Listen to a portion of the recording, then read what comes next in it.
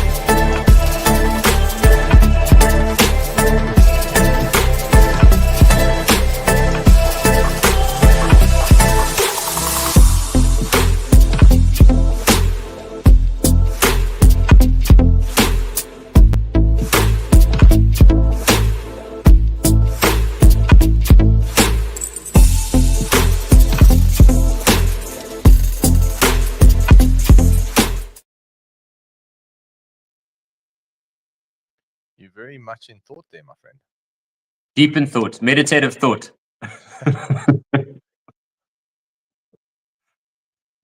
Happy Thursday, man.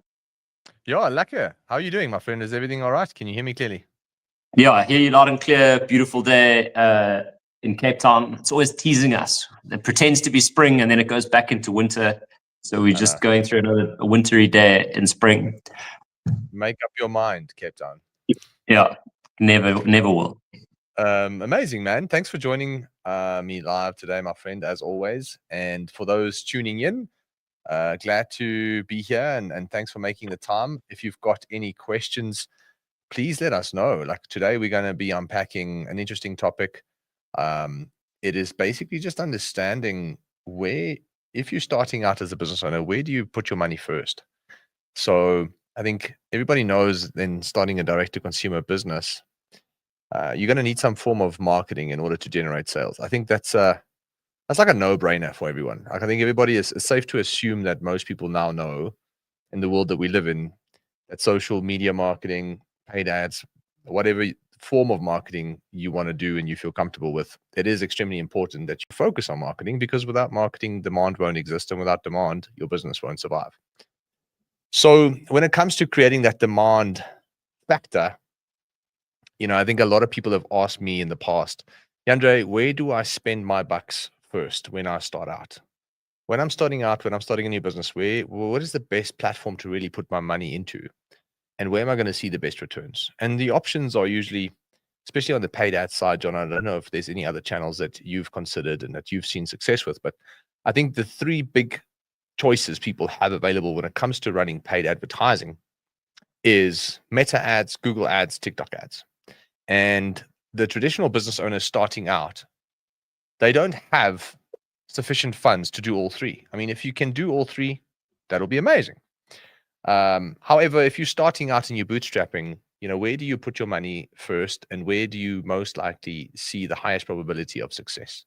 So that is what we're going to be unpacking today. That was a mouthful as an introduction, but I wanted to give some context to how we've got into this topic, because as an agency, we work with a lot of clients and we've worked with a lot of business owners in the past. So for us, that's one of the common questions we see all the time is like, where do I put my money first, and where am I going to get the best returns in order to keep bootstrapping and growing my business? Yeah, I mean, it's a valuable topic for a lot of people. And I think as entrepreneurs, I have a client now who's launching into Festive, and, we've got Meta and Google ads set up, and they're like, okay, but now we want to hit TikTok, and can we do some stuff on LinkedIn? And what about WhatsApp? And the immediate thought is like, well, we're not qualified to do that. But the other comment is, just because you are on every platform doesn't mean you're going to win on every platform. So I think this is going to be very valuable for any entrepreneur who's worried about their ad spend and worried about leaving money on the table. Exactly. So I think from my side, guys, as always, if you've got questions related to the topic or any other business or marketing topics, please feel free to drop it in the comments, and we'll try and get to those questions in due time. And I think we'll try and keep this simple and easy, to understand, because ideally, like we can branch off into all kinds of different nuances. But I think the most important place to start for any business owner is to ask specific questions, is to ask yourself a few questions first. You've got many online gurus that will tell you various different perspectives and pieces of advice. However, we need to understand that any advice that someone gives usually stems from their own hindsight successes and the paths that they've walked. And if you give advice, it's purely from a very isolated viewpoint, because it's only contextual to that person's hindsight story. Okay. So that's why I don't really like giving a black and white advice. So when someone says, Yandre, what should I do? You need to do X. You need to spend money on Google Ads first, hypothetically speaking. Like, that is terrible advice, because I don't have all the nuances that exist with your business. There are an infinite amount of variables that you understand much better than me. So for me to sit here and say to anybody, you need to run ads on Google or Meta or TikTok as a starting point, will just be terrible advice. And I think if anybody gave you such black and white advice without asking real questions first and contextualizing the scenario based to your business, your cash flow, your burn rate and operating expenses and profit margins, without those nuances, it's going to be hard to give you solid advice that you can actually take and practically implement and see success with. So when I share advice, I think, Jono, you're very similar to me, is that I'd rather empower people to make their own decisions. And I think this is the discussion for today, is that we're here to share a framework that we believe, if you follow that framework and you ask yourself these different questions, you will be able to get to the answer yourself based on the nuances of your business. Anything you want to add before we start? Well, I mean, I'm dying to dive in. I know that you've played this game with a lot of different businesses. I think, just to reiterate your point, I think in all the industries I've worked in, serving clients, people want to be told what to do. They're like, just tell me what to do. And you're so right in that there's just so many different variables. It's like going to a doctor and not telling him what your symptoms are and asking him to diagnose you and prescribe a treatment. You just can't do that. So I agree that the framework is key.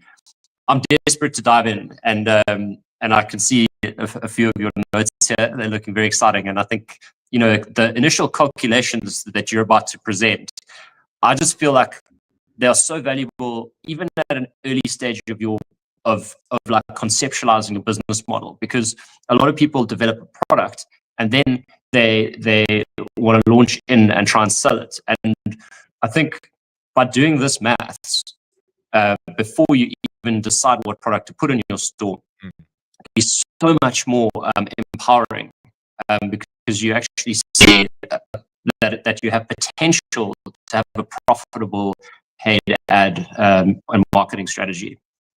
So why don't we talk about ROAS, the big word of the day? Yeah, man. So I think, like, what people need to understand, it all starts with a few simple questions. And when you unpack those questions, I want to believe that you will be inclined to make better decisions. And as part of that, you'll be able to determine whether you should actually be on Google Ads first, or TikTok or Meta. So, like I said, essentially the first place to start and the first question you need to ask yourself is that if I am going to run ads on a platform, the biggest mistake most businesses don't make is not knowing how much money they can actually spend on that platform to acquire a customer.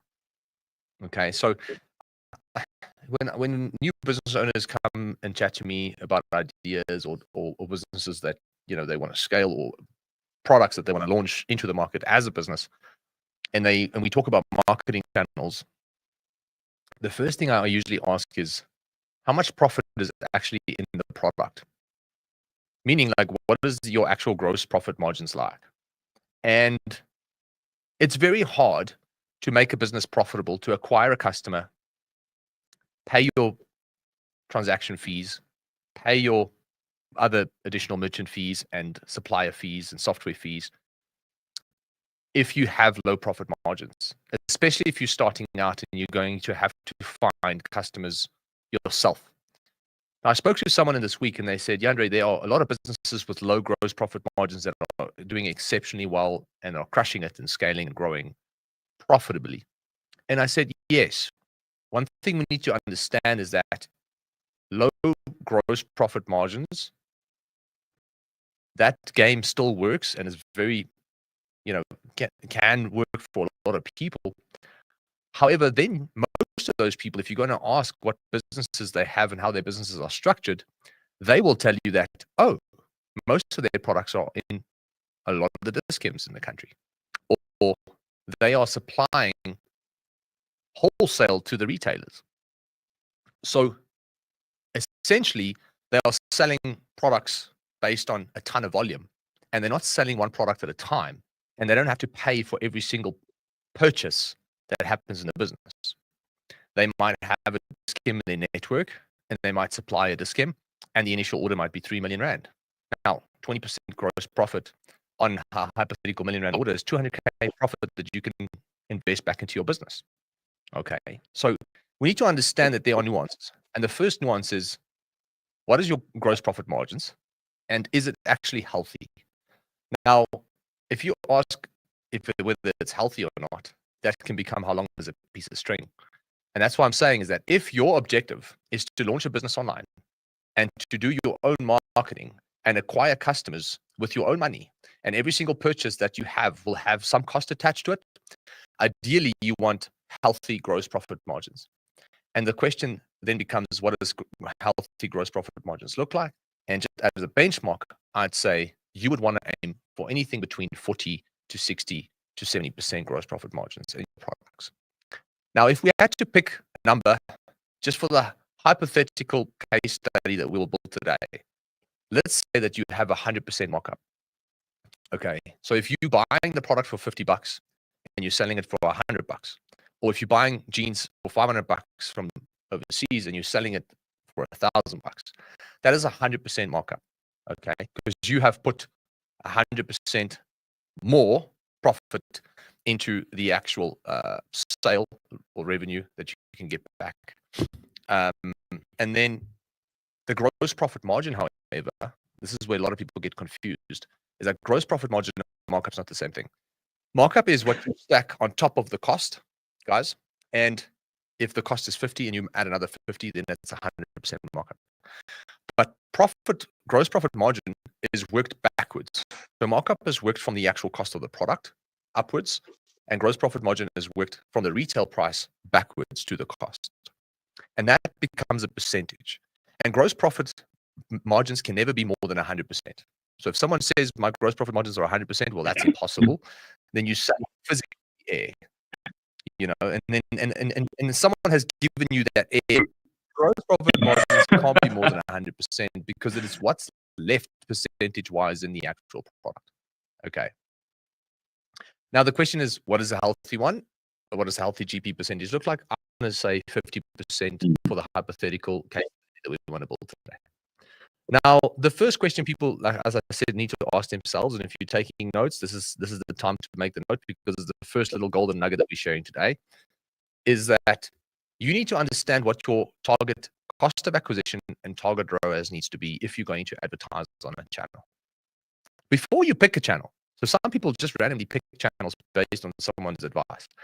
Before you pick a channel, you need to ask yourself, how much can I, and how do I know if I acquire that customer, that the actual profit left is enough to run my business with? Okay, so that formula is really simple. So when we say cost of acquisition, The acronym for that is CAC, C-A-C, for those taking notes. If someone says CAC, they're not swearing at you. They're actually just saying like, hey, this is what it's costing you to acquire a customer. And when someone says ROAS, what they're saying is this is the return on your advertising spend. That's what ROAS stands for. Return on advertising spend. Not return on investment, because that could mean a billion different things to a billion different people. But return on advertising spend, meaning what did I spend into the channel? What did I get back into from that channel? Okay. And those two metrics should be answered with this one question. Because once you understand those two metrics, you will be able to identify whether the paid ads strategy, one of the other big issues. People don't know when the paid advertising strategy is working or not, because they don't know what metrics to look at in order to determine if it's actually successful or not. And if you don't know what metrics to track, then you will not know whether you should be able to, whether you're actually going in the right direction or not, really. That's the bottom line. You'll be flying completely blind. It's like getting onto a plane with a pilot that's blindfolded, and he's saying, you know, well, let's leave this up to fate. If it's meant to be, we will get to where we need to be safely. It's like, as much as I am spiritual, philosophical, and want to flow with life, I would go, if that had to happen to me, you know, if I was in an airplane like that, I'd probably want to get out as quickly as possible. Find parachutes. Yeah. So the bottom line here for this first question, guys, is how much can you afford to spend in order to acquire a customer, aka CAC, and what does your ROAS need to be? And that calculation is very simple. So if you guys are taking notes, here's the calculation. You want to take the number 1, and you want to then divide that by your gross profit percentage as an actual number. Okay. So if the gross profit percentage is 50, then you want to say 0.50. So you're writing the percentage as it was a numerical value. All right. So you're going to say 1 divided by 0.50. Now, if anybody is sitting with a calculator in front of them trying to calculate that, you will see that the answer, if you had to divide 1 by 0.50, will be 2. Okay. So 2 is essentially the ROAS that you require from the paid advertising channel in order to cover the cost of the product. Because that ROAS metric and target ROAS that you've now identified, it includes your profit margins. And therefore, if you meet that ROAS, you'll be able to cover the actual product cost itself. So you'll be break even. Okay, so this is what we call your break even ROAS for those paying attention. So if you guys, if you have questions, drop it in the comments. I want to actually know if people are still listening. Maybe just drop a 1 in the chat. If you're watching somewhere, I don't know where you're watching, but maybe just press a 1 in the comments that I still know that you're listening and paying attention, that there's actually value in this for you. Or just say yes or something, just so that I know that I'm not wasting my time and we have to end this live because it's not worth anybody's time. While you're going for it there, Andrea, I'm just adding some banners here so that we can all make see what you're saying visually. So there's your 1 divided by 0.5. Yep. That's your 1 divided by your GP. You mean you needed 2 ROAS to get what you're paying for, basically. Yeah, that's exactly it. So we got a few people paying attention. That's great. Happy that you're finding value in this. So the first metric is target ROAS. Okay, that's the first most important thing. How do we get it? We divide 1 by our percentage as a numerical value, and that will give you the break-even ROAS. Now we need to figure out, because remember, guys, we're not making profit yet.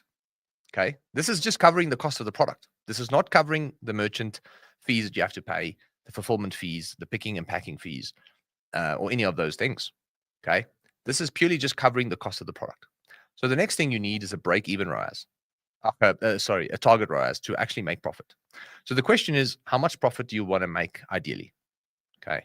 So hypothetically, if you said, listen, I want to make 20% profit, you can't go and say I want 60% profit because you only have 50% profit left in the product. Okay. So your number, your target profit can only be less of what the actual break-even gross profit margin is. So if the gross profit margin is 50%, then you can be ambitious and say 40, but that is most likely going to be a little bit unrealistic if you had to cover rent and salaries and fees and everything else. So a safe assumption to make would be to say 10 to 20% profit. Okay. So what you can do then, the next step of the formula, where we're now calculating the target ROAS, is you divide 1 by 0.50, and then you minus it by the profit that you want to make, which is 0.20. And that then will give you a ROAS of 3.33. Okay. Now, what you're telling your media buyer or your marketing person or your agency, hopefully your agency is giving you these, numbers. But this is essentially what you now need to make profit back from the advertising. So before you pick a channel, you need to know, I need a 3.3x ROAS in order to cover the cost of the product and hopefully make some profit that I can reinvest back into the business. Okay, so that is the first piece of information that we want to share with you today. That's the first nugget. That is all I have to say on this. It's just, I think most people don't know that they have to calculate these things. And that's why they never know if they're heading in the right direction or not.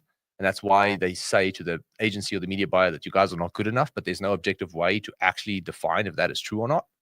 And that is also why a lot of small business owners spin their wheels in a billion different directions, because there's no clarity guiding them on what to fix and what to optimize and what's actually wrong. So I hope there was value in that. Yeah, I mean, I think you've broken it down pretty well. And I think, when we release the recording for this, we'll chuck some of those calculations into the comments. The next thing for me, Andre, that comes up a lot is this paranoia, like I said, leaving money on the table, the fear of missing out. And, someone will hear, oh, I heard my mate, he's got an online store and he's absolutely killing it with TikTok advertising. TikTok is the new best thing. I know that 2 years ago, TikTok had the lowest cost per click or cost per acquisition, cost per click out of all of the different platforms. I know Gary Vaynerchuk says that the lowest cost per lead is on LinkedIn.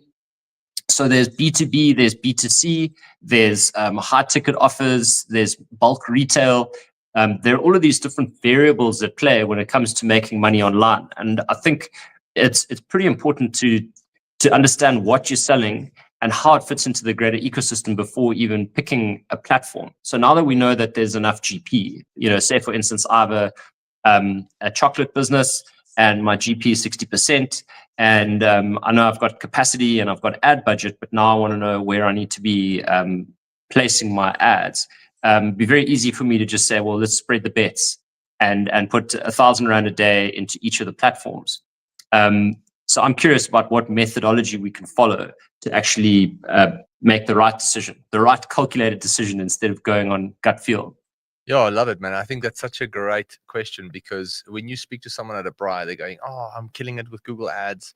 And then what happens is that person tries Google Ads and it doesn't work.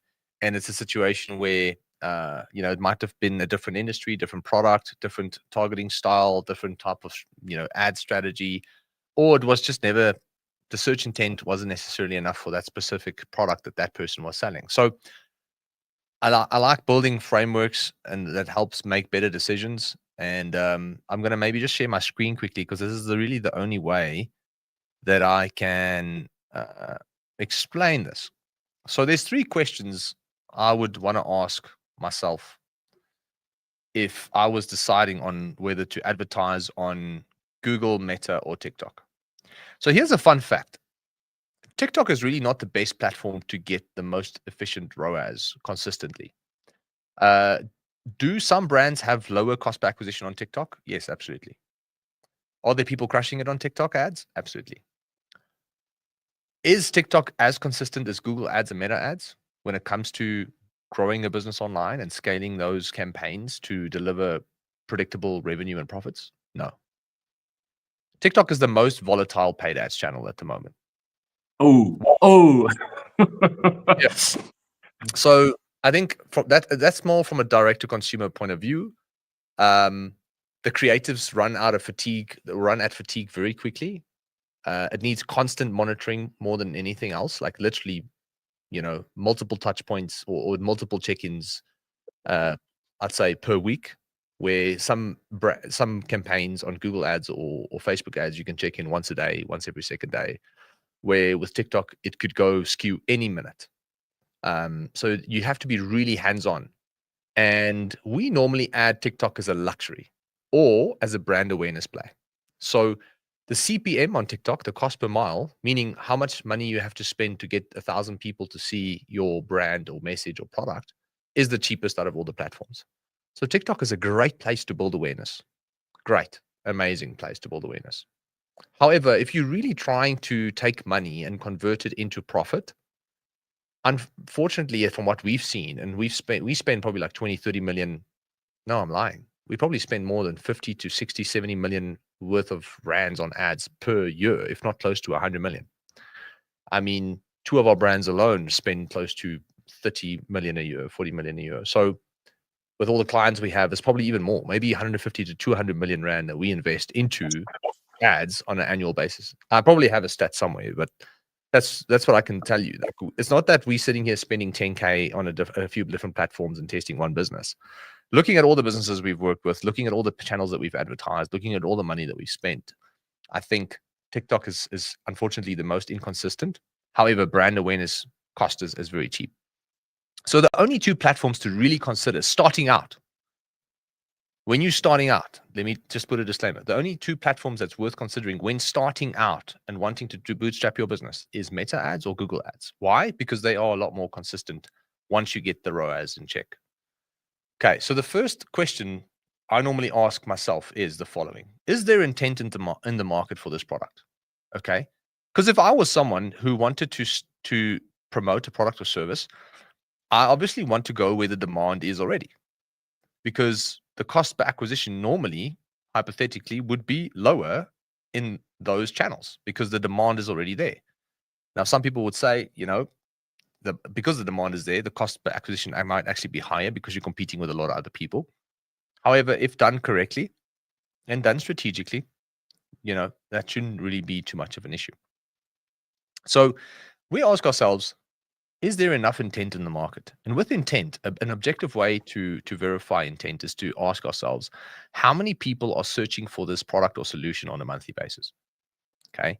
And that, my friends, I'd say if you've got more than 5,000 people searching for the solution, specific product or solution or keyword or key phrase that is tied to the product or service that you're selling, then I would say Google Ads would be a great place to start. Now, a lot of people are like, why Google Ads and not Facebook? Well, Google is a place where people go to actually look for the product or service that they already have in the back of their mind. So they have an idea of what they're looking for. There's a pain point that they're trying to solve, and the intention is to solve that pain point, which means that if the right product showed up while they were searching for a solution, that you have a higher probability of getting the sale. On social media channels like Facebook and Instagram, you interrupting people in their feed and you trying to convince them that there might be an existing pain point that they're not aware of yet, or maybe they're aware of the pain point and now you're trying to convince them that the product is actually the best one to solve that for them. So there's a lot of work that has to be done on a social front because the intent might not necessarily be there yet. So you have to create that intent. Can we talk about an example there, Yandre? So say, for instance, like back to the chocolate business example, you're saying people might not be Googling beautiful chocolate truffles as a Christmas gift. I mean, they probably will be closer to the end of the year, but say, for instance, in February, they might not be looking. Bad example again, because it's Valentine's. June, no one's looking for luxury truffles. And so the search volume might be very low. When you say luxury truffles, there might not be 5,000 people, but it's something that an opportunistic marketer might want to get sold through Meta. Like you're scrolling and you see a beautiful reel of some beautiful chocolates and you think, oh, wow, that's nice. Oh, look, there's an amazing deal. Oh, let me check out the deal, and then you buy. But that might actually not work on Google, especially because Google's also largely text and search based. So what would be an example of something that would work on Google? Can you give me an example of something where people would be generally searching for it throughout the year? So here's maybe a client example. Yeah, so I mean, this is an example that's fresh in my head. I was chatting to someone who's got pet accessories, and they essentially want to decide whether it's going to be better to put it on Google or Facebook first, because they have a limited budget, like most people. Now, if you're launching pet accessories, the question is at first, okay, cool, what kind of accessories is it? Let's say you're selling dog beds. Now the question becomes, how many people a month are searching dog beds? If it's more than 5,000, I would almost want to look into Google Ads first, because people are already searching for dog beds. All you have to do now is tell them that you have dog beds and make sure that you can explain the value of your dog beds better than the other competitors, right? I mean, this is just logical sense. Like, people are already searching for dog beds. Why not run an ad that targets those people and just show them that you have dog beds and that yours is better than competitors? Now, the same approach can be taken online from a meta standpoint and say, cool, well, I now have to go and target pet lovers, and I have to hope that that pet lover doesn't have a dog bed yet. So you're making a sort of like a calculated decision, but it's not objective. It's not proof. It's not factual proof to know that this person has a dog bed or doesn't have a dog bed. Or it could be a situation where they have a dog bed, but they might be looking for a better one or a new one. So you don't know really any of these scenarios. So therefore, you have to interrupt that person in their feed who is currently a dog lover and who might have searched dog beds online, because Facebook knows these things too. And now you have to visually show them and explain to them why your dog beds are the best. Now, from a dog bed point of view, like, you can almost use both. But what's going to give you the highest probability of success? Because the question is not which one is fun and exciting and can work. The question is which one has the highest probability of working, because in this case, they both will work.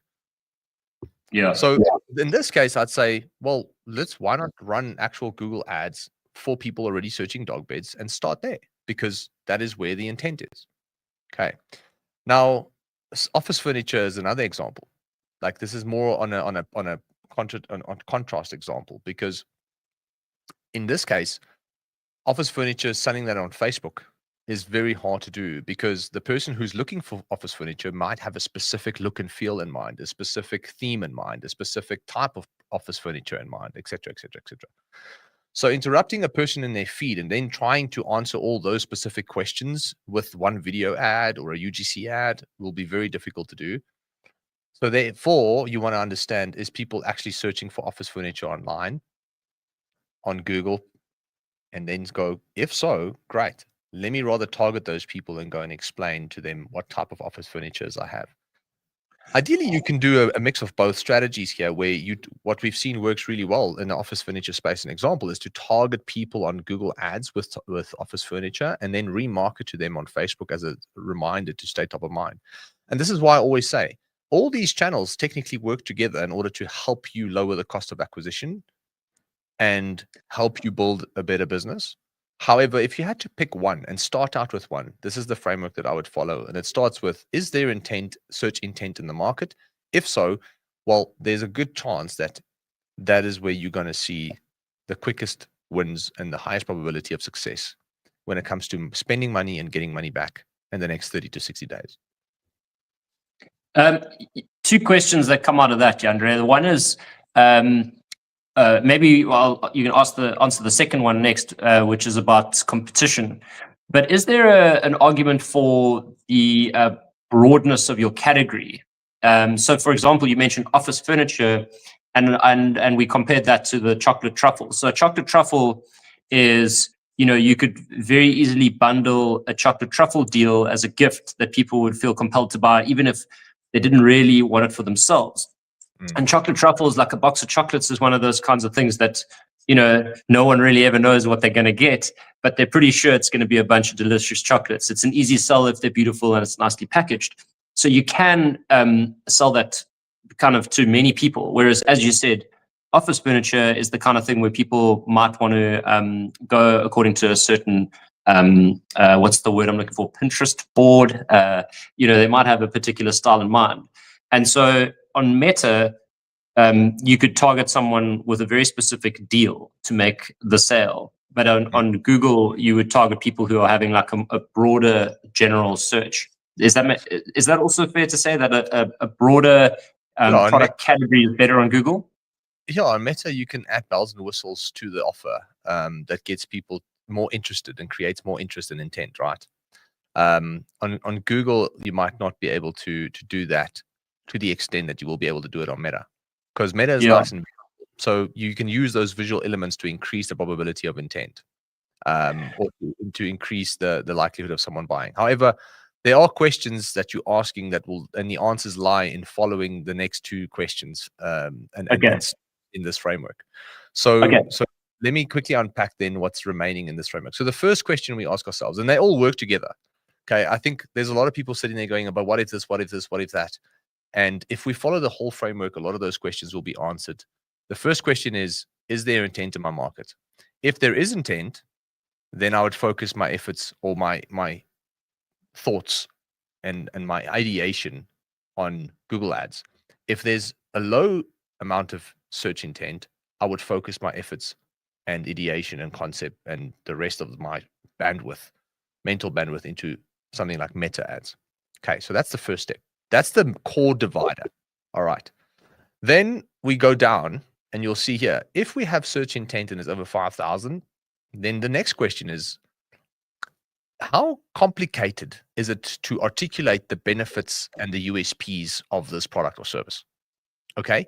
There are a lot of companies we've worked with who have got amazing products, but explaining to people the benefits and the unique selling points of that product is not something you're going to be able to do in a 3 to 10 second video.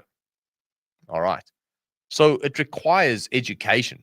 So that's why I said, yeah, objectively, if we had to objectify this question a little bit further, the question is, how much education will you have to do to get someone to feel like there's value in the product and that the price is actually worth it?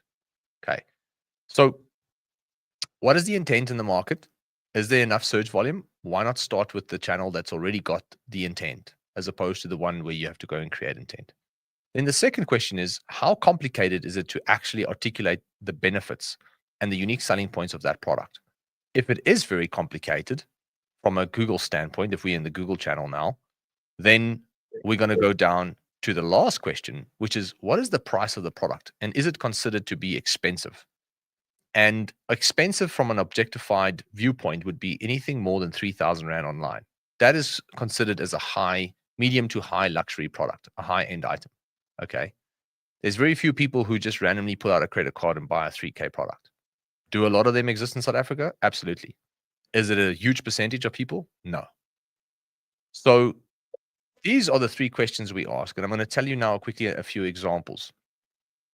So if we were on the Meta side and the search intent was low and it was very complicated to articulate the benefits and the unique selling points, we'd say yes or no. If it wasn't very complicated to articulate those benefits, then I would say, what is the price of the product? Is it more than 3K or not? If it's not, then a normal Meta ad straight to a product page should be sufficient. Okay, so here's where we go into the different scenarios and the different targeting strategies or different marketing strategies. And again, this is a very rough framework. I'm not saying that you're going to be able to get a 5 or a 10x rise to tomorrow if you start following this framework with your marketing. This is just a framework to decide where to put your time and efforts. Okay, so the first question is, what's the intent? If it's low intent, we go to Meta. If the product is very complicated to explain, we will then have to find a way to explain that. And that will usually be done through videos, which I've put at the bottom here. The second question then is, what is the price of the product? Is that more than 3,000 Rand? If no, then essentially in this case, Meta ads to a long form sales page will be very crucial. Now, there's three end scenarios here, and I hope I'm articulating myself well enough that everybody understands. Maybe just let me know if this makes sense to you, and if you've got questions, let me know as well. Just say yes if this is making sense so far. But there's technically three different outcomes. The first outcome is just running an ad straight to a product page. The second outcome is running an ad to a product page with explanatory videos or videos that can help further articulate the benefits and the unique selling points of the product. And then the third scenario is where you actually run the ads to a long form sales page. Actually, there's 4 outcomes. Sorry. The meta ads to a long form sales page. And a long form sales page is basically like a funnel, like an actual page that's quite lengthy, that explains every single possible thing that is beneficial about the product. And it tells a story about the product. And you actually feel like you're reading an advertorial more than you are reading a product description, if that makes sense. And then the last outcome here is running meta ads to a long form sales page with videos, is where you combine the written education, like an advertorial, with explanatory videos as well. Because the problem a lot of people face is that when it comes to picking a channel, not only do they pick the wrong channel, but they also follow the wrong strategy from articulating the value of the product standpoint. Because remember, if people are not buying the product, it's because they're not convinced that the value of the product is enough and justifies the price. If the value was in the product and they understood the value and the value was clear and the benefits were clear and the unique selling points were clear, then I want to believe that the price that you associate with that product shouldn't be an issue for them.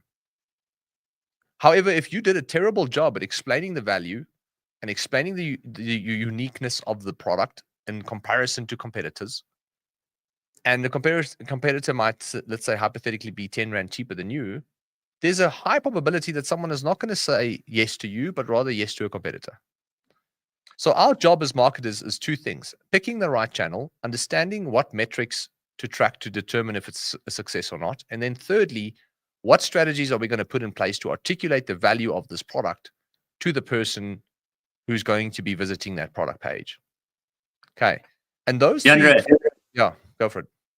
So, question, just in terms of complexity of product and those 4 different types of sales. So you've got the product page and then product page with videos, the long form sales letter, and then the long form with the video.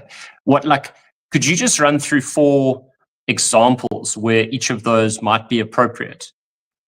Yeah, so let's do this, right? Let's start with the intent side. Let's start at the top. Let's say that we are selling a new brand of hydration products. Okay. Great. Now, I'm going to go to Google to search volume trends and on Google Ads or Google. You can go to Google Trends and look at what people are searching for, etc. Google has built-in tools that you can leverage. I'm going to ask myself: is more than 5,000 people searching for hydration products at the moment? Now, in the hydration example, there are most likely. Let's say there's not. Let's say electrolytes and hydration is a very niche thing. And let's pretend for now, I'm not going to do the research now because that could take, if we actually had to go through the whole freaking exercise, I think that might take too long. So let's say we're selling a hydration product and there's not enough people searching for hydration. Let's say this was 2 or 3 years ago, where people weren't really aware of the fact that they have to stay hydrated and certain electrolytes can hydrate you faster and better, etc. Then search volume for this kind of product would have been low. So I would have then chosen Meta.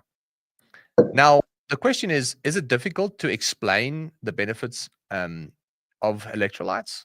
No, it's not really that complicated. It's really just a matter of listing 3 or 4 health benefits, in my opinion. So therefore we go, no. Then we ask ourselves, is the price of the product more than 3,000 Rand? No, it's probably going to cost like 400 or 500 Rand a box or whatever.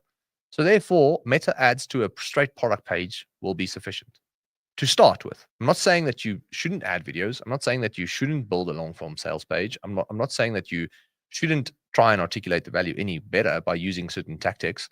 I'm just saying that will be sufficient to start if you had the bare skeleton bones of a strategy. Okay. Now, in the next example, in the day of that we live in now, a lot of people are searching for hydration products. So therefore, we can go to Google. Again, is the complexity of this product difficult to articulate? No. Is the price more than 3,000 Rand? No. Then Google Ads to a normal product page would be sufficient. Okay. Is that going to be the best thing that you can do? No, but it's a good place to start. All right. So let's say now that we have a bunch of competitors in the market on this hydration brand. Okay. So we have a hydration brand, but there's hydration brands popping up all over the place. What would Yandre then do? Well, let's say that we go with the meta approach. I would say, cool. We're still in the meta. Is the benefits complex to benefits difficult and complicated to explain? No, it's not.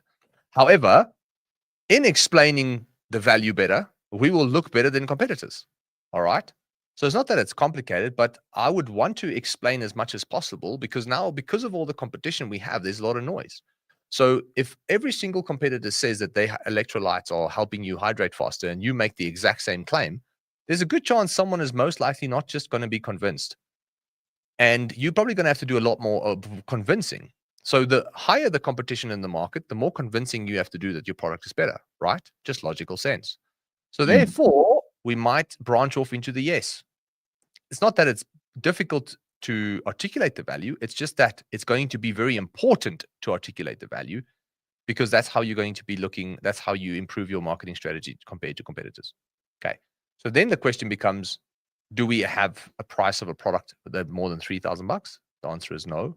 So now I would run meta ads to a long form sales page / advertorial page. And how an advertorial page almost looks, or a long form sales page looks. Do I have an example that I can share with you guys? Oh, I've got a few. You want to share one quickly, just to give Yeah. I'll share one from my old business because I just know that they follow the format. So there's a specific format that I followed when I was developing these, which was by Russell Brunson. And so I think this is it. Yeah. This is cool. So it's got all the bells and whistles. Where should I share? Should I drop in the comments? Yeah, just maybe share your screen there if you can. You can share slides. Okay. So I actually I popped it in the comments there, Andre. I'm on my phone, so you're gonna have to open it on your screen. I need to get that link from you. Just WhatsApp it to me. Oh, WhatsApp it to you there. Give me 1 second. This is how we improve it live. Yeah. Let me quickly share my screen. Stop sharing. I'm going to share new screen. Okay, cool. So this is what a long form sales page looks like. A traditional product page would have the product image on the left, it would have the headline and the price on the right. Okay, everybody knows what I'm talking about. This is what a long form sales page looks like. It tells a story from top to bottom, answering certain questions, answering certain concerns, addressing certain unique selling points and benefits that fit into the story structure that you're telling. So it's not just a quick product description. It's enough written information for someone to make an educated decision. Who's that guy? You must meet this guy. So long story short, guys, a long form sales page, this is what it looks like. And all it is just a structure that you use in order to do more written education so that the person on the other side clearly understands the product or better understands the product and therefore can make a better decision when it comes to how they spend their money. Okay. So you want to say something quick? Well, I was just on the topic. I know we're going to get back into ad spend now, but on the topic of long form sales pages, we used to sell very complicated products and it was a multi-step thing. So we had to convince people that Banting or the low carb diet was the right, was scientifically legit because there's a lot of fear mongering around it. Then we had to convince people that the way that we delivered it was like a model that worked. In other words, you can go and get like the food lists to eat when you want to go keto for free. And we had to explain that when you do it in a specific format, surrounded by accountability with lectures, that it was more effective. And then we also had to convince them that if they did it, they would be able to achieve it. Remember when we spoke about the value equation last week, we spoke about how likely are they to succeed. So we had to convince them that they could believe in themselves to do it. And then we had to convince them that the price was worth it. So it's like an incredibly laborious sale. And so for us to have that long form sales letter where we have scientific evidence, which helps a lot of people who are fearful, Then we had peer proof, so testimonials from people who had done it, who had worked. We had to really pile in a lot of information to convince people that this product would work and that they could get a result. So that's when the long form sales page becomes really important. And just the other point I was going to make is Russell Brunson co-wrote a book called Copywriting Secrets. I think it's called Copywriting Secrets, and it's a brilliant book that outlines how to write a great long form sales page. Yeah, man. So I think that's exactly it, right? Like long form is used to do a bit more education, especially when you're in a saturated space where people can make ideally just a more of an educated decision on what product to choose. And if your competitors are not doing it, that is one way to stand out from your competitors. Okay. So let's move on quickly. We're looking at search intent. We now know that we have to ask ourselves, how complicated is it to explain the product, or do we have a lot of competition in the market that would need further articulation and explanation on why we're unique? And if that is no, a straight product page will be fine. If that is yes, then a long form sales page will probably be a better bet. And let's say we were selling something like an iPhone, but it was a brand new phone that nobody knew about. Like it's a brand new brand. It's nameless really to most people. Then the exercise would look like this. Is there intent in the market for this type of phone? Probably not, because it's dominated by Apple, Samsung, and some other brands. So I'm probably going to go to Meta. Or we can ask ourselves, maybe people are searching for cheap alternative phones to iPhone or something like that. Is there enough search volume for that? We'll go to Google. For the sake of this exercise, let's just focus on Meta for now. So we say no, the people are not really searching for this type of brand or product, or really it's very unique. So let's go with no. So we're on Meta now. Is the benefits and the unique selling points of this product to explain quite complex? Yes, it needs a lot of education, because people need to be convinced that it's going to be better than a Samsung, that it's going to be better than an Apple at the price obviously they're selling it at. You get entry-level Samsungs these days, you get entry-level Huawei's. You now need to build trust and credibility with that audience, and you need to explain to them why this phone is potentially better. Okay, so therefore you'd most likely want to go with the long form sales page approach. And then the last question is this product more than 3,000 Rand? And let's say it is, then you most likely want to then use Meta ads to a long form sales page with videos. And I don't know if you ever had to go onto an Apple website, they've got such a beautiful way of mixing text with graphics and animations and videos in order to get you to fully comprehend the power of their products. They're great at marketers. They're great marketers, Apple. Like I sometimes believe that they're better at marketing than actually creating great products. I'm not saying the products are not great. I'm a huge Apple fan. However, I believe that they're better marketers than they're actually tech creators. And that's what we need to ask ourselves. It's like, how do we get better at marketing? And this framework can obviously help you do that.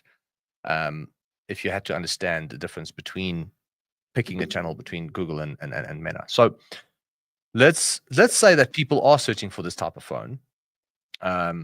So if people weren't searching for this type of phone, maybe you were selling. I think there was a phone these days. It's like a small. It's like a phone that the battery lasts for like 20 days, and it's solar powered, and it's encrypted. I don't know. Like it's like basic. I've got an example for you, Andre. I've got an example for you.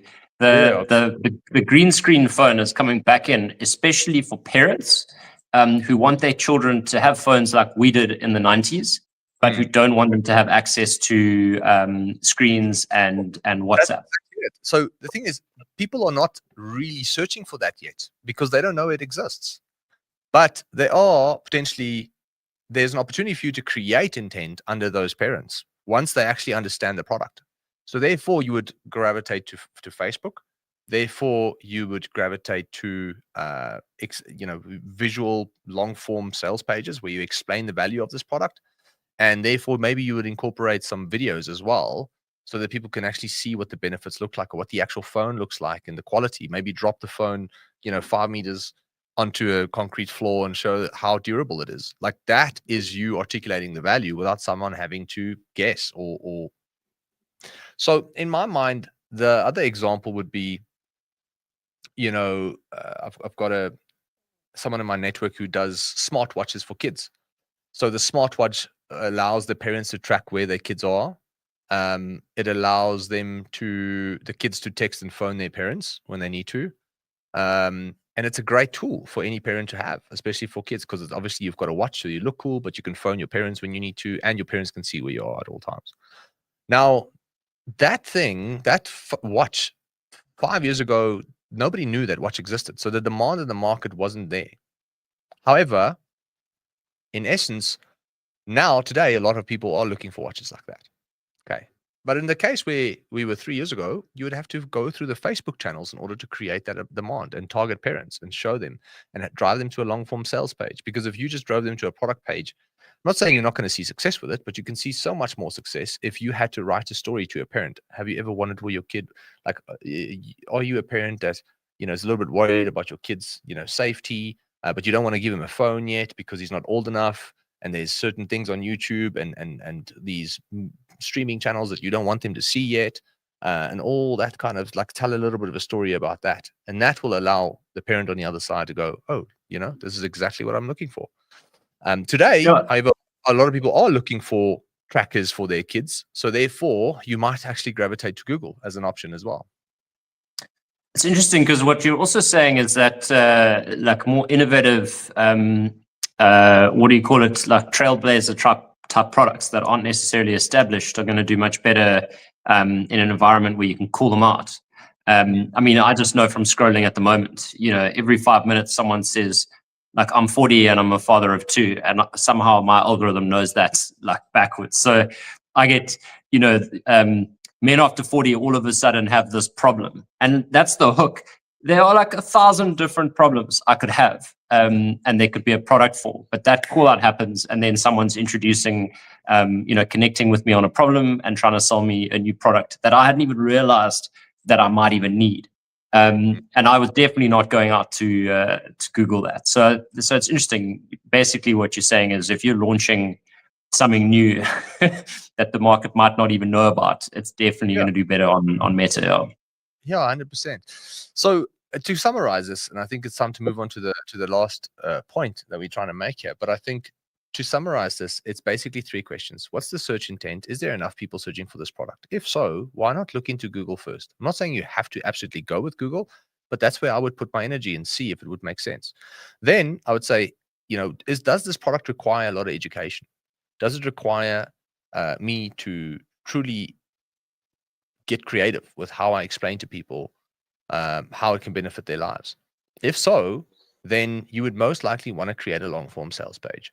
And if the price of the product is more than $3,000, then you want to incorporate elements that gets them to understand the value quicker. So a lot of people have been buying these moose cases. And I met someone the other day. He's like, why is these moose cases so expensive? I was like, have you seen? And he goes, no, I haven't. I was like, bro, check this video. And the guy's like dropping it out of an airplane or something. Or he went from a bungee jumping bridge and it fell on the ground and the phone was fine. And he was like, holy shit, that is incredible. And the iPhone was perfectly fine. I was like, yeah. And he's like, well, that makes sense. And immediately within a 10-second video, he understood why that phone cover was that expensive. And it's because it's very hard to potentially go that extra mile in explaining that with written text. And that's why you use videos. Okay. So in essence, if it's a very simple, basic product that doesn't cost too much, a normal product page will suffice.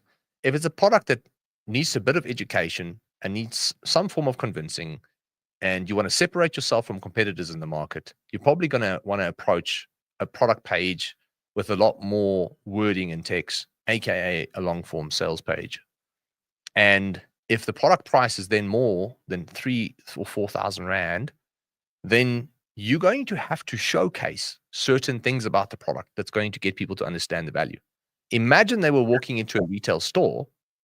They would have the ability to pick the product up. They'd be able to have the ability to feel it. They'd have the ability to actually bang it on the table and test it out. Now, you can't recreate that because your environment is online and digital, but you can show them videos that mimic that experience and hopefully gets the same effect, at least as close as possible to that effect. Yeah. Okay, so are we Cool. good? I hope everybody was paying attention. This can get maybe a little bit. I try to keep it as simple as possible whilst addressing all the different nuances. But it's really just understanding: is there search volume? Is there search intent in the market? Is it a complicated product or not? And is it an expensive product or not? Those three things will help you decide where to put your money and what strategy to follow to make sure that you get most amount of money back from the money that you're advertising, spending on the platform. Okay. We got a few comments, a couple of people asking for the framework. Andrea, I think you're going to have to PDF that and perhaps drop it into the comments after the show. What I will do is, I think most people should be in a mailing list. I'll just bomb it off to the mailing list maybe next week. Or what I will do is I'll make a YouTube video about it that explains it maybe a little bit better and share that with everybody. And then there will be a downloadable link on the YouTube channel, which might be pretty cool. Maybe I'll make it pretty for you guys because I literally just drew up this morning as I was vomiting out my thoughts. Cool. So the last thing we want to know when it comes to the questions, so we've got two questions now that we're asking ourselves as business owners before we pick a channel. Is one, what is my target ROAS? So how much can I spend on Facebook, and how much do I need to get back in order to make sure that I'm not running at a loss? Okay, so that's the first thing. And I've now I've now taught you guys how to create a break-even ROAS, which is basically just 1 divided by your profit, gross profit margin. That will give you your break-even ROAS.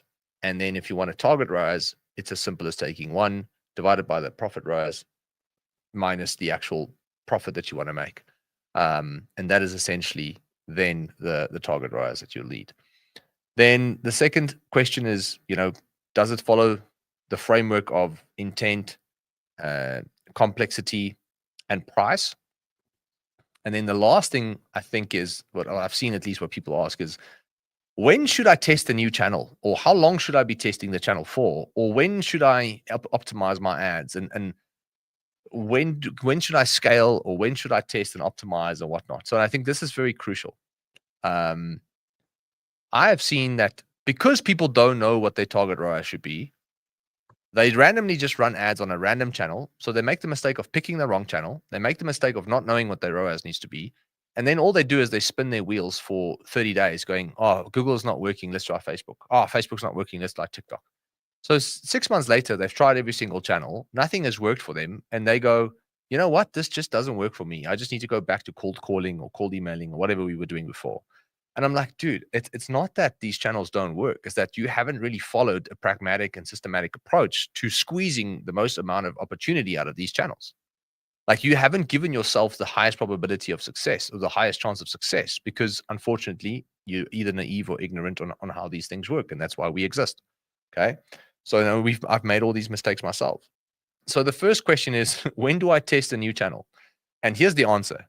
You do not test a new channel unless you have done things better on the existing channel or have done more of the things that's already working on the existing channel. So many business owners jump from Google, Meta, and TikTok literally every few weeks or months, hoping that this time around it will work. However, what they're missing is that they never had the actual guidelines, blueprints, and GPS to get them to levels of profitability on that specific channel, because they didn't know what metrics they had to track. They didn't know what ROAS they needed. They didn't know, what channel to start with that's a better fit for the actual product or service that they're selling. So never do something new unless you can confirm that there's no way that you can do what you're doing now any better. Okay, and I think Hormozi said this, if I'm not mistaken. It is first you do it better, then you do more of it, and then you do something new. But most business owners do something new. That's all they do. If something is not working, they do something new. They don't even think about the fact that, can we do this any better?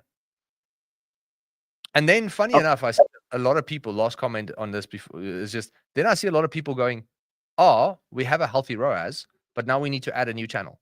No, you don't need to add a new channel to your marketing. You first have to squeeze all the juice out of that profitable channel. And how you do that, as opposed to spending 10K, you now go spend 20K, 30K, 40K. We literally scaled one of our companies that we've invested in 2023 from 10,000 Rand a month to 1.5 million a month. And we haven't started running TikTok ads yet. How much a month did they start on? 10 grand. They were doing revenue of 10 grand a month. No, we were doing zero revenue. We were spending 10K on our first month in ads. Jeez, okay. And then eventually I think we made 10K back that first month.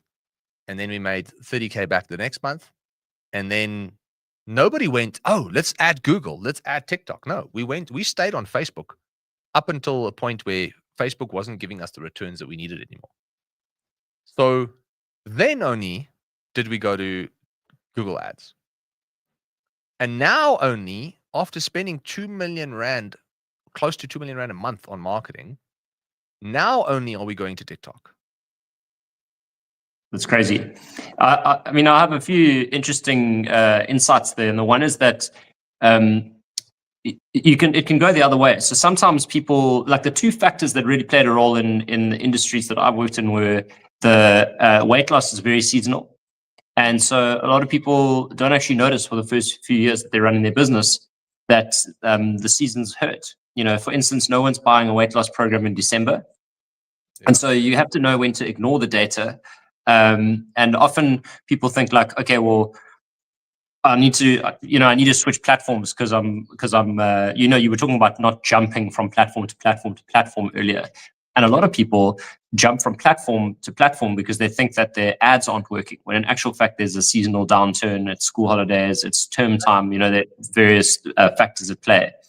And the other thing that happened, especially in smaller niches, is that you actually just cap out. Like you were saying, you have to go and squeeze Facebook until it cannot get any more. And there was a pet store, a very successful online pet accessory and food business. And I remember like the most I've ever spent in a month with Real Meal, I think was like 50,000 Rand or something. And I remember just absolutely like capping out at that. And I was so frustrated. I was like, why can't we just shoot the lights out again? Because when the book came out, it was like a cult and, we couldn't spend enough. And then he said to me, no, well, our online store, we just basically realized our ROAS just drops once we hit 80 grand a month. And that was that. He's like, that's how big the market is. And so there's no point in us spending more than 80 grand a month because the ROAS drops and it becomes pointless. And he was running at a ROAS of 1 because his strategy was to get people onto pet food subscription. So they would earn back their profit in the first sale and make profit. Earn back their ad spend in the first sale and make a profit on their reorder and subscription. Beautiful. And so I think a lot of people don't realize, like South Africa does have 55 to 60 million people, but it doesn't really have a massive online shopping market. I don't know how big it is, but it's nowhere near 50, 60 million. And so it's very possible for your product, even if it is the best in its niche, to cap out quite early in the game. Yeah, 100%, dude. I think that's such a valuable point, is that we've seen the same thing for some businesses. You start spending 400-500K a month and the ROAS just tanks. And now it's, okay, cool. We have squeezed now all the juice that we can out of this. So let's move on to something new. And I think that's the process that people follow. Do it better. Now, the question is, how do you know that you can do it better? Well, first of all, you're obviously not reaching the target ROAS that you should be reaching. That's the first indication that you can probably do it better. Okay. So it's like, we need a 3.3x ROAS to make money, and we're hitting at 2x ROAS for the first 30 to 35, 40 days. Okay, cool. Well, this is an indication that at least we're making some money back. Maybe we can do it better now. And now it's really just speaking to a consultant, speaking to smarter people, chatting to an agency and getting an audit, or having someone challenge your perspectives on how to run these ads. It doesn't mean that you should go and spend more money on it. Like, if you're not profitable because of the target ROAS that you've set, hypothetically it's 3 and you're sitting at 2, you'll be stupid to spend more money because you're bleeding money. You're losing money. You're not making money. So first, you need to do it better. Then you do it better up until the ROAS makes sense, and then you do more. And then once you've done enough to the point where you can realize that there's no much more to squeeze, that's when you add something new. And that's really the methodology that we followed for most of our companies, to be honest with you. And the founders get sometimes frustrated with me because we act as fractional CMOs. So our agreement is that we control the marketing. Like we obviously be open to listening, to hearing, but I'm not going to be a partner in your business and take equity in your business if you're going to tell us what to do. So the first thing is we'll take full accountability and responsibility. We'll put skin in the game, but then you trust us to do what we think is freaking best. And often, we've had relationships where someone goes, "Hey, Yandre, when are we jumping on Google? Should we jump on Google?" I was like, "Relax, we're not there yet. We will get there." It's like, when? I was like, when the data tells us to. When the data tells us to join Google or jump onto Google, that's where we'll do it. Because there's no point in jumping onto Google when you still have energy and resources to invest into the actual channel that's making you money now. Okay. So in essence, it's really just do it better, do more, and then do something new. And I think if you follow that mentality, you will become a better business owner. And also, how long do you test for? I think a lot of people go like, okay, cool. How long do we test for? So it's really not so much about time as about how much data you generate. Because in essence, our brains work linearly, and therefore we assume that we need a time frame because we live in time. However, if you spend 10 Rand a month on Facebook ads, after 90 days, which is usually a good testing phase, 3 months, 10 Rand a day is not going to give you a lot of data. So even after 3 months, you're not going to have enough data to make a good data-driven decision.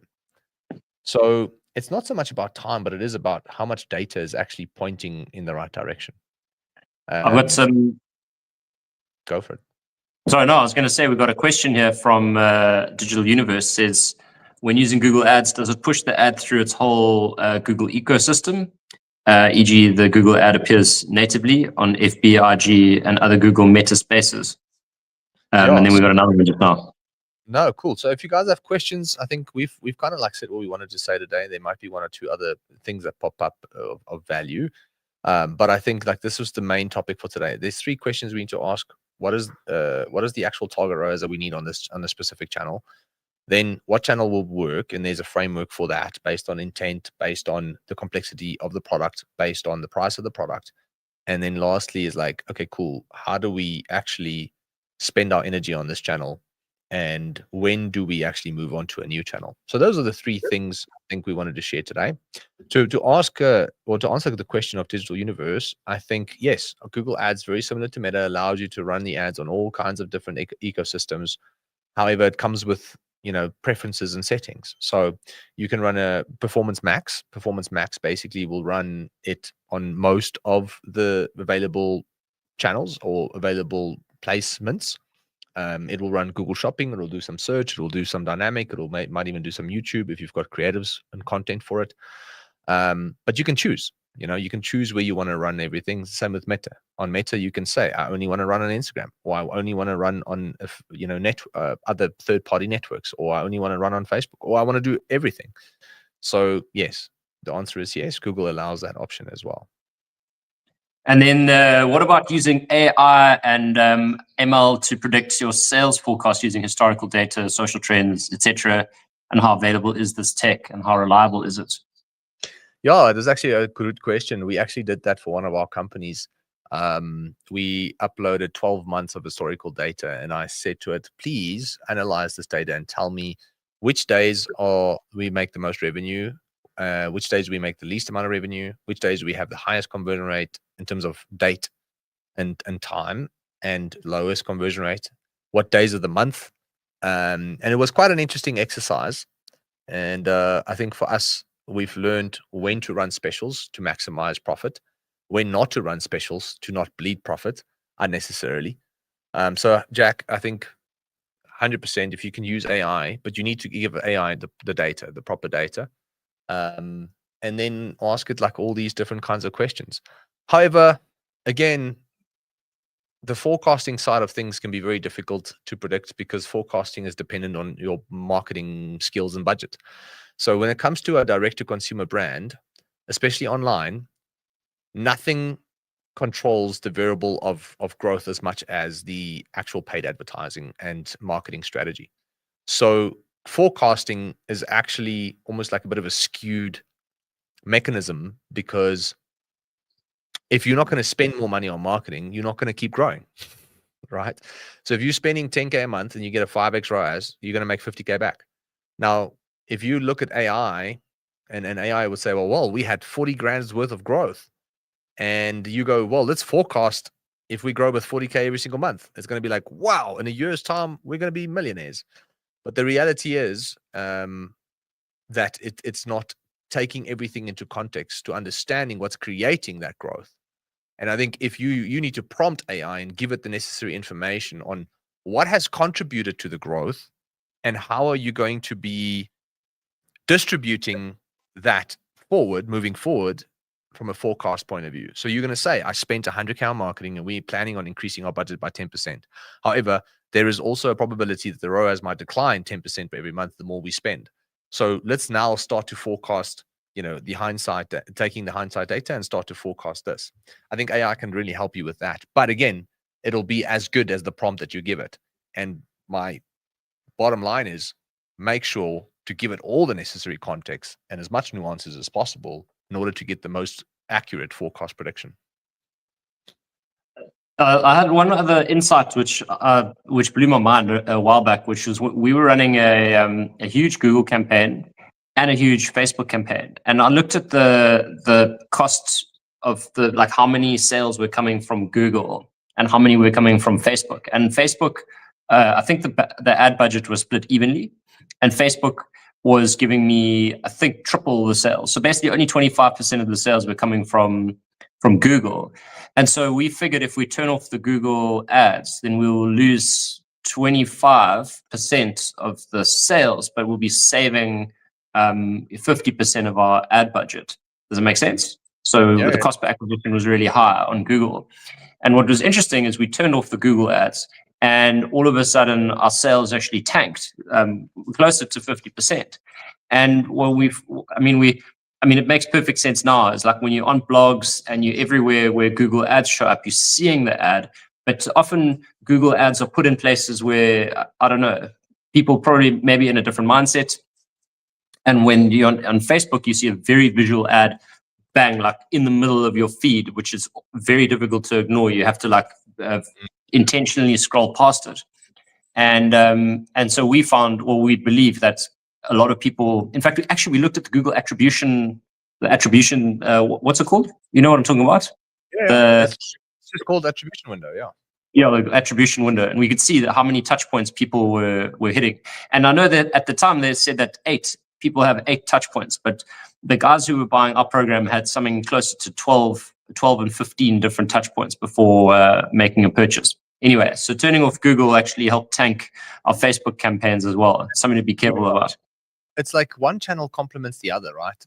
It works together as a soccer team. And there's a video of mine called Omnichannel Marketing on YouTube. If you go to my YouTube channel and you search Omnichannel Marketing, I'm sure you'll find it. But it's really me explaining that all these channels, SMS, email, Google Ads, LinkedIn, Twitter, depending on obviously the type of product that you have and the channels that you pick because of that product, all work together like a soccer team, So, you might run the Google Ads to the actual website. Someone might go, no, thank you, I'm not ready to buy. And that could be seen as the midfielder making a play.